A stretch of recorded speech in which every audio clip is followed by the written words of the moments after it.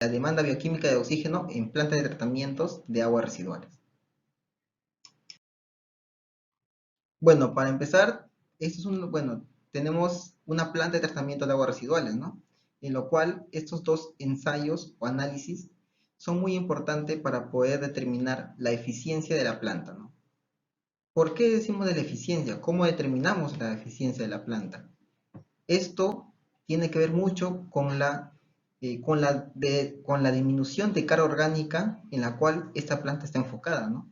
Las plantas de tratamientos están enfocadas a disminuir la carga orgánica, ¿no? Disminuir todos los contaminantes que tenemos, ¿no? Claro, tenemos otros ensayos también sobre otro contaminante, ¿no? Aparte de la carga orgánica, que son metales, ¿no? Pero en este caso no vamos a verlo.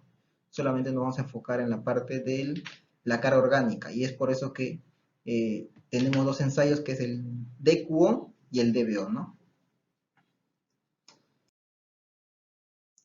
Cuando hablamos de aguas residuales, es importante conocer dos diferencias, ¿no? Sobre qué cosas son los LMPs y los BMAs, ¿no? Estos dos son concentraciones máximas. Uno es una concentración máxima que puede afectarnos en la salud, ¿no? Nos puede afectar. En este caso hablamos de los LMPs. Es por eso que están regidas con concentraciones máximas, con concentraciones mínimas que no se pueden sobrepasar, ¿no? Pero son límites, en sus siglas abreviadas son límites máximos permisibles, ¿no? O sea, no podemos sobrepasar esos valores. Y el otro son los BMAs, que serían los valores máximos admisibles. En este caso, esos valores ya no necesariamente nos va a perjudicar, pero no va enfocado a nosotros, va enfocado hacia nuestra descarga, ¿no? Hacia la empresa que va a tratar. Porque esos valores, estas aguas, estos residuos que desechamos van a nuestro alcantarillado, ¿no? Y esos alcantarillados van a una planta de tratamiento. Ahora, si superamos demasiado estos valores, eso puede perjudicar a la planta de tratamiento en el proceso que hacen ellos de disminuir la carga orgánica, disminuir la carga química que tengamos, ¿no? Los contaminantes, ¿no? Es por eso que no se puede sobrepasar. Y ahora, esto va destinado hacia, eh, hacia viviendas de uso no doméstico, ¿no? O sea, para personas que no usan, no son personas que de uso, no como viviendas, casas, ¿no? O sea, puede ser empresas, puede ser industrias, ¿no? Algunos comercios, ¿no? ¿Ya? Todo esto se tiene que, y ahora, ¿quién lo rige esos valores, ¿no? ¿Quién está tras de ellos, ¿no? ¿Quiénes hacen que se cumplan, ¿no? En el caso de los BMAs, son como, puede ser Sedapal, ¿no? O en otros lugares son como Sedalí, y en el caso de los LMPs son OEFA, ¿no? Y ahora cada uno tiene sanciones, ¿no? E incluso pueden cerrarte el local, pueden cerrarte la industria. Los LMP, por ejemplo, van destinados hacia cuerpos de agua receptores, ¿no? En este caso pueden ser los ríos, lagos, ¿no? Todos ellos. ¿No? Es por eso que es más preocupante los LMP, ¿no? Que no se superen. Claro, que los BMA sí van una planta de tratamiento, ¿no? Aquí tenemos unos ejemplos sobre valores máximos, ¿no? Sobre límites máximos admisibles, en el caso de los LMPs, ¿no? Vamos a tomar como ejemplo, por ejemplo, tenemos unas aceites y grasas, ¿no? Y el MP es de 20, o sea, no pueden superar los 20 ppm, todo está en ppm, ¿no? En partes por millón, ¿ya? En este caso, miligramos por litro, ¿ya? No pueden superar esa concentración en aceites y grasas. Otros son los coliformes.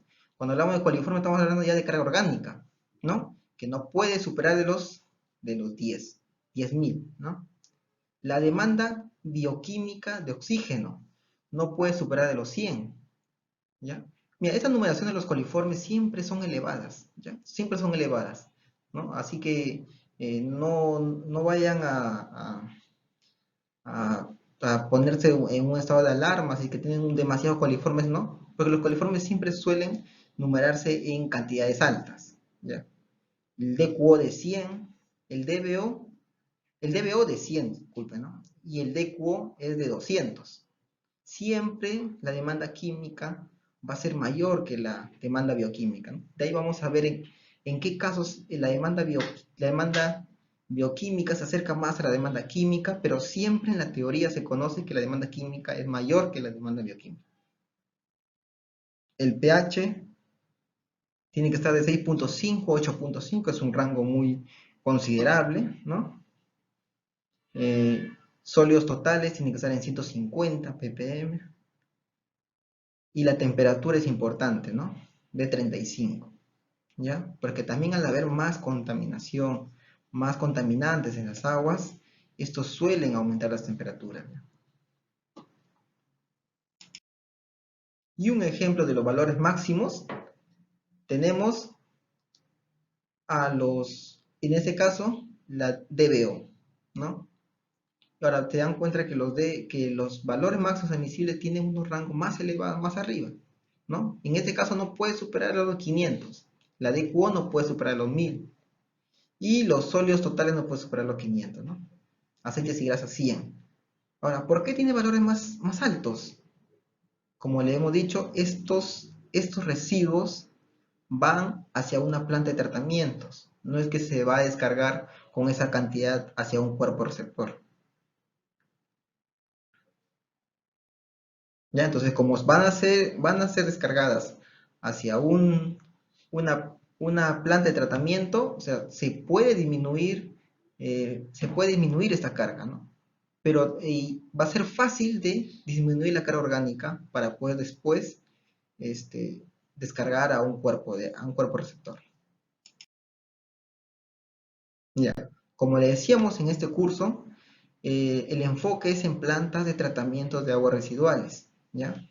Donde abusamos bastante de estos dos ensayos, ¿no? Que es la DBO y la DQO, ¿ya? Y para tener un concepto más amplio, vamos a ver cómo funciona así a pequeños rasgos una planta de tratamiento, ¿no? Esta es la entrada del agua residual, ¿no? Siempre va a haber una entrada y una salida de la planta, ¿no? Y estos puntos son importantes porque también tenemos que hacer el análisis aquí y aquí, ¿no? ¿Por qué? Tengo que conocer yo cómo está entrando y cómo está saliendo mi carga orgánica, ¿no? ¿Cómo sé cuánta carga orgánica entra? Con estos dos ensayos, ¿no? DQO y DBO. Entonces sería importante hacer el ensayo aquí y aquí, ¿no? Y también en estos pequeños puntos, después del pretratamiento, tratamiento primario, tratamiento secundario, ¿no? Para ver cómo va, qué eficiencia tiene cada tratamiento, ¿no? ¿Qué eficiencia? ¿Con qué, con cuánto es la carga orgánica que está disminuyendo? ¿Ya? En esta parte del tratamiento secundario, no, el tratamiento primario es donde más se disminuye la, la carga orgánica. Es por eso importante controlar este tratamiento primario para ver cuánto es la carga orgánica que ha disminuido. Aquí se disminuye casi completamente la carga orgánica. ¿Por qué? Porque este tratamiento primario va a ir de parte siempre una floculación, como sedimentar todos los sólidos que pueda haber y por ende la carga orgánica, ¿no? Va a ser importante que disminuyamos en este proceso la carga orgánica. Y cómo se está disminuyendo y la eficiencia con la cual se está dando. Ya hemos visto uno, ya, como yo siempre digo, ¿no? Todo análisis empieza siempre desde su monitoreo, desde la toma de muestra, ¿no? Va a ser muy importante de cómo tomemos la muestra para ver en qué resultado vamos a tener, ¿no? Si hacemos una buena toma de muestra, vamos a tener buenos resultados, ¿no? Entonces, es importante conocer los principios de la toma de muestra, ¿no? En este caso, en este mundo se llama lo que es el monitoreo, ¿no? Monitoreo. Nosotros al hablar de monitoreo hablamos vamos a enfocarnos a la toma de muestra, ¿no? Cómo se debe tomar, cuáles son las precauciones que debo tener, qué cosas no debo cometer en una toma de muestra, ¿no? Entonces, como vemos aquí el analista de campo está tomando la muestra, ¿no? Posiblemente es un frasco pequeño y esté tomando una muestra de DQO, ¿no? De DQO. Ya, ahora, una cosa importante, las muestras de DQO se toman siempre al par con las muestras de DBO, ¿no? En ese caso, mira, es una botella de vidrio, ¿no? Está tomando una muestra directa. Puede ser que esté tomando una muestra de coliformes, que también nos dice la carga orgánica en la cual tiene el cuerpo de agua, ¿no? No, el efluente, ¿no? O puede ser también DBO, ¿no? Claro, para el DBO vamos a tener que tener unas consideraciones, que para la toma de muestra de DBO siempre tiene que hacerse en un frasco oscuro, ¿no? Un frasco ámbar puede ser, o puede ser un frasco de plástico, hay unos que son de plástico que no entra la luz, que se llaman pavonado, ¿no? O puede ser en estos de vidrio, pero tapados con un cartón que no entre la luz, ¿no? Y en el DQO, de la misma forma, ¿no? Ahora, la muestra de DBO no tiene que estar preservada, no tiene que estar preservada. Y la muestra de DQO sí se preserva. Ya vamos a hablar, la DQO se preserva con ácido sulfúrico. ¿Puedo agregarle ácido sulfúrico concentrado? Sí, o puedo agregar ácido sulfúrico 1,1, ¿no? 1,1. Ahora, cuando yo hablo de ácido sulfúrico 1,1 es en concentraciones iguales que agua, ¿no? La preparación sería 50, un ejemplo, ¿no? 50 ácido sulfúrico y 50 mililitros de agua, ¿no? En las mismas concentraciones. Es un poco diluido y es mejor para la preservación, ya que no estamos transportando ácido concentrado, ¿no? Y para el DBO, si no se toma la muestra sin preservar. Una toma directa, lo que sí es importante es evitar la luz, ¿no? Otra cosa importante es que no debemos tomar la muestra con burbujas, ¿no? Que en este caso, si que tiene entrada de aire en la muestra, puede empezar la actividad de descomposición microbiana de la materia orgánica, ¿no? Es por eso que es importante que se tome sin burbujas, ¿no? Que se haga una buena toma. En el caso del DECO no, porque está preservada la muestra, entonces o sea, puede saltarte esta nota, ¿no? De que la muestra esté libre de burbujas. ¿No? Mira, aquí vemos que aparte de tomar la muestra, mide los parámetros de campo. Es importante conocer cómo está el agua, a qué temperatura está, a qué pH y qué conductividad tiene, ¿no? La accesibilidad del punto de muestreo. Todo eso son cosas que se tienen que considerar a la hora de tomar la muestra, ¿no? ¿Cómo voy a tomar mi muestra? Si es de fácil acceso, como este analista que está tomando de un efluente que se puede tomar fácilmente, o como que es un poco que se le impide, ¿no? Tomar la muestra que tiene que descender, ¿no? Y tomar una muestra de este punto.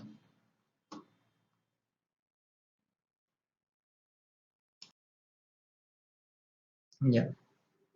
Entonces, empezamos ya que hemos dicho las características del muestreo, con la parte de la demanda bioquímica de oxígeno, en qué consiste, cómo se realiza el ensayo, cómo se determina, ¿no? ¿Qué medidas tenemos que tomar? ¿Qué consideraciones tomamos? ¿ya?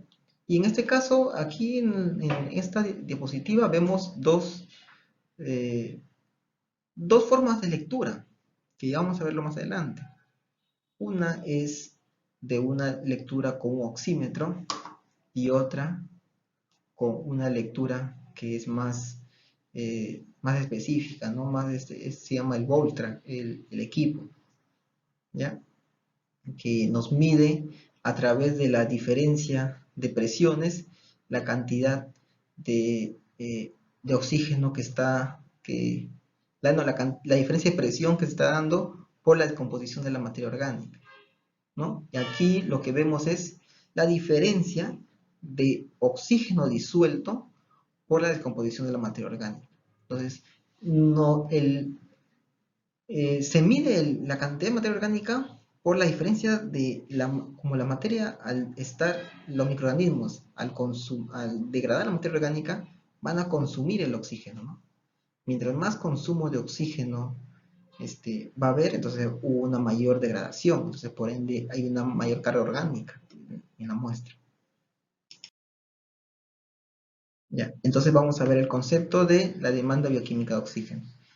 ¿Qué nos dice la demanda bioquímica de oxígeno? Es la cantidad de oxígeno requerido por los microorganismos para oxidar o biodegradar la materia orgánica e inorgánica contenida en el agua, ¿no? Toda la materia que puede ser degradada por los microorganismos, en especial la materia orgánica, ¿ya? Entonces tenemos una reacción principal que en ¿no? En ese ensayo, que es materia orgánica más el oxígeno, más nutrientes, que ya vamos a ver cómo vamos a darle el medio a los microorganismos para que puedan descomponer la materia orgánica y oxidarla a CO2, agua y otros compuestos que se pueden dar.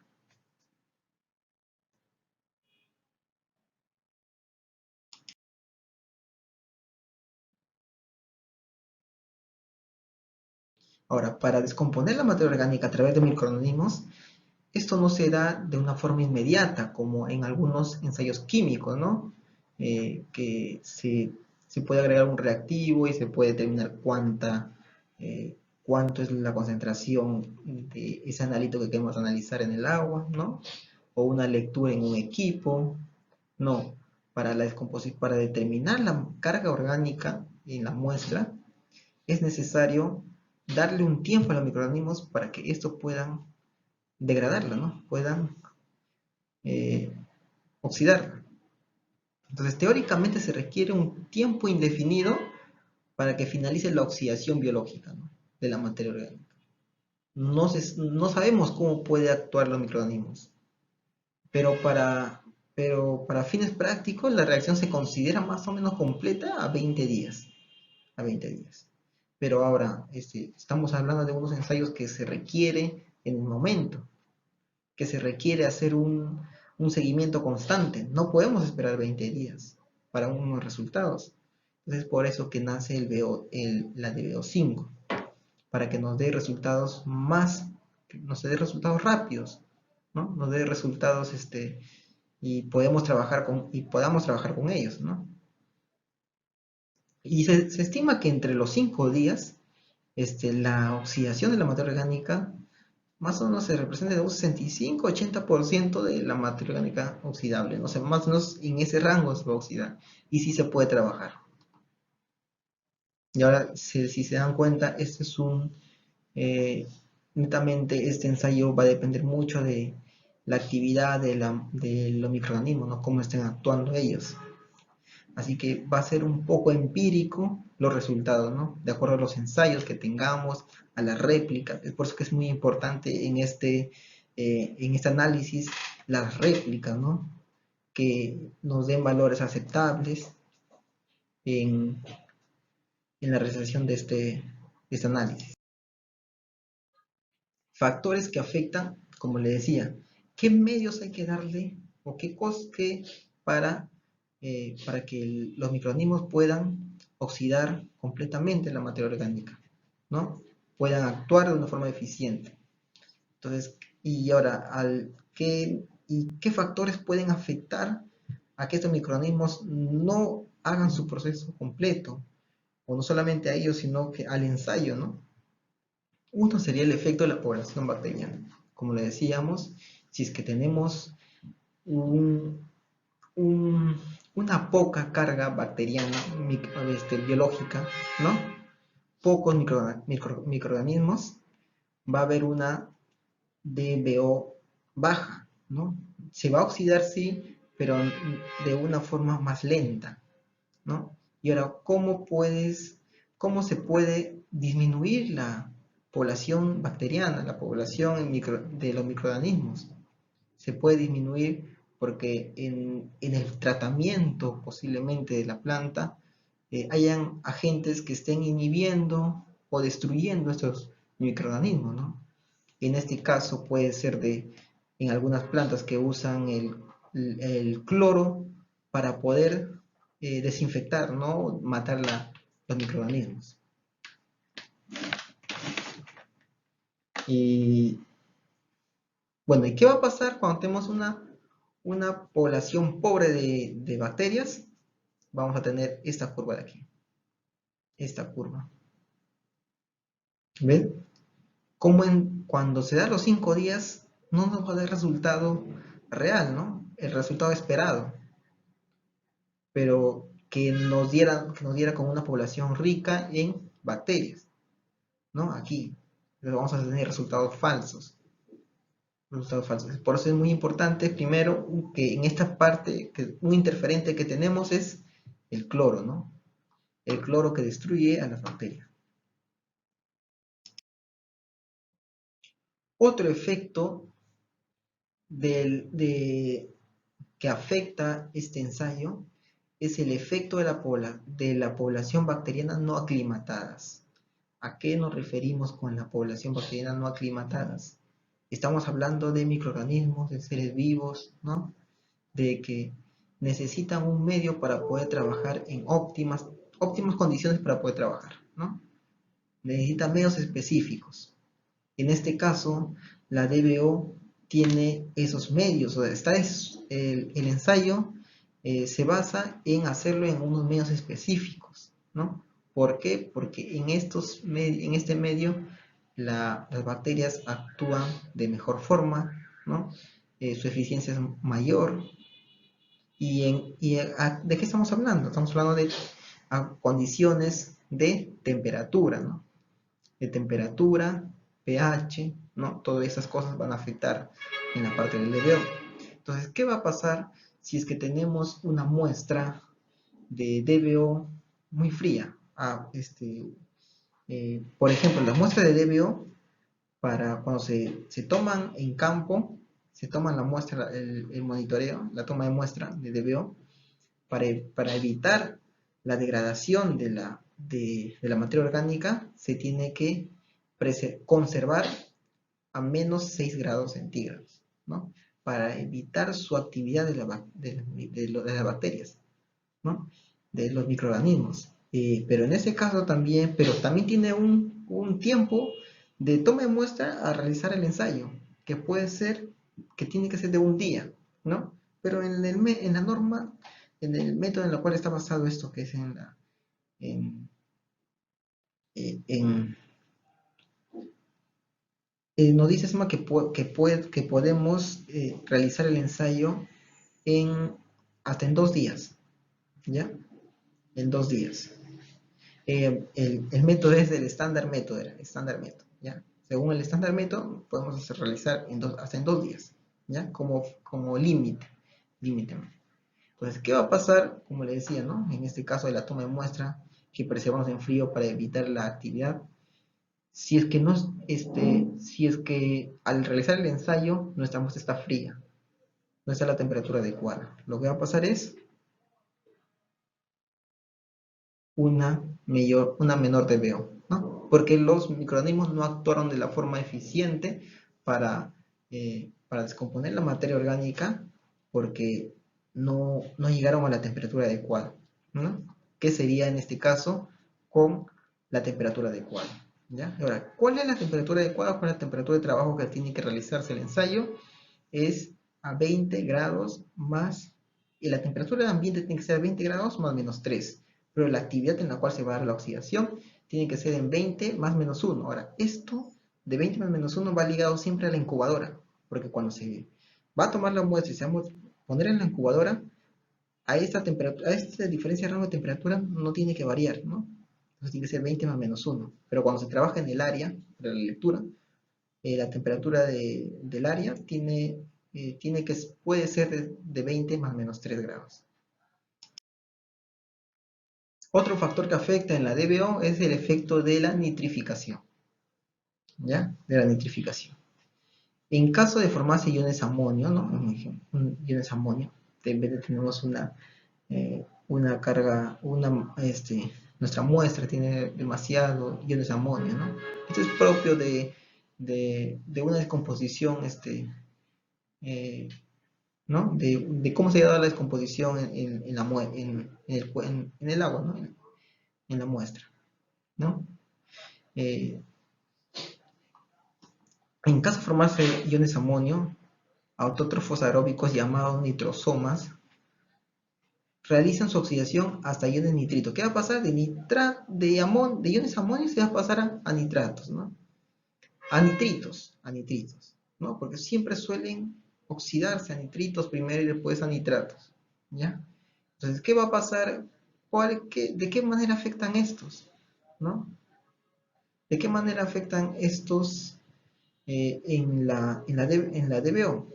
En que estos al pasar de ion amonio a nitritos, después a nitratos, se están oxidando. Lo que está ocurriendo aquí es la oxidación de la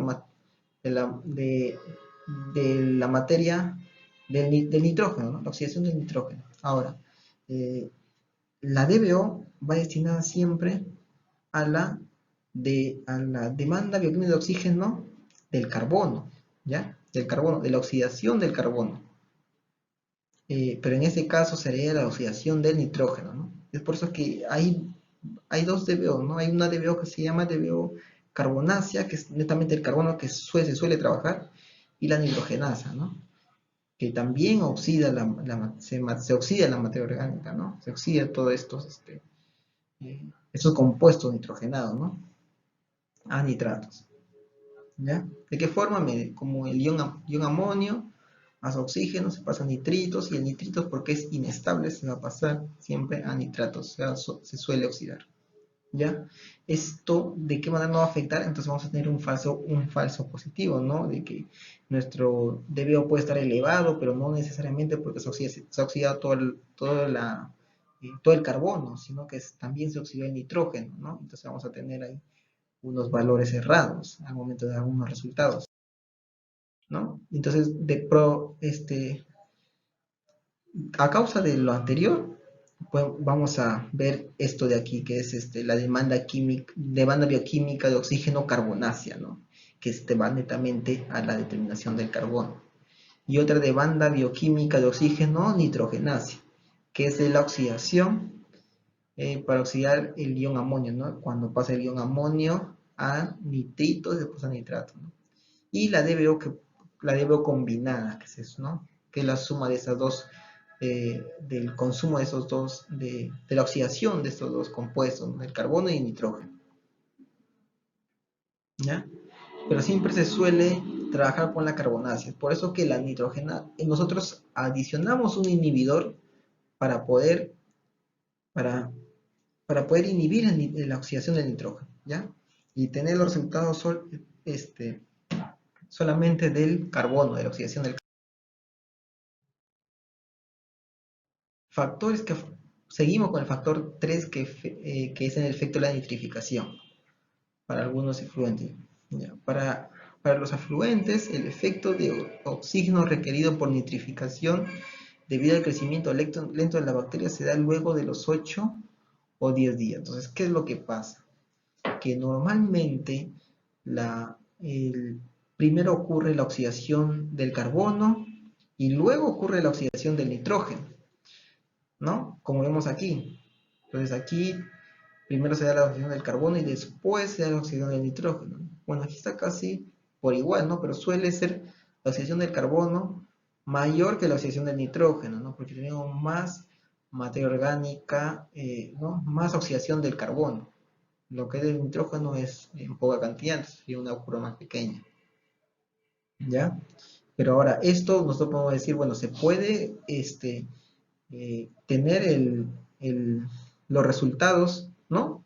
No puede influenciar en la DBO del carbono, pero también, en este caso no influencia mucho, ¿no? Mira, no afecta mucho. Pero en otros casos se puede dar, por ejemplo aquí, que haya otro pico de oxidación antes de los 5 días, ¿ya? Como decimos acá, sea después de los 8 días, pero también se puede dar unos días antes. Pero por eso necesitamos inhibir la oxidación del nitrógeno, que no se oxide, evitar que se oxide el nitrógeno, ¿ya? Es por eso que le agregamos agentes inhibidores para que se oxide el nitrógeno.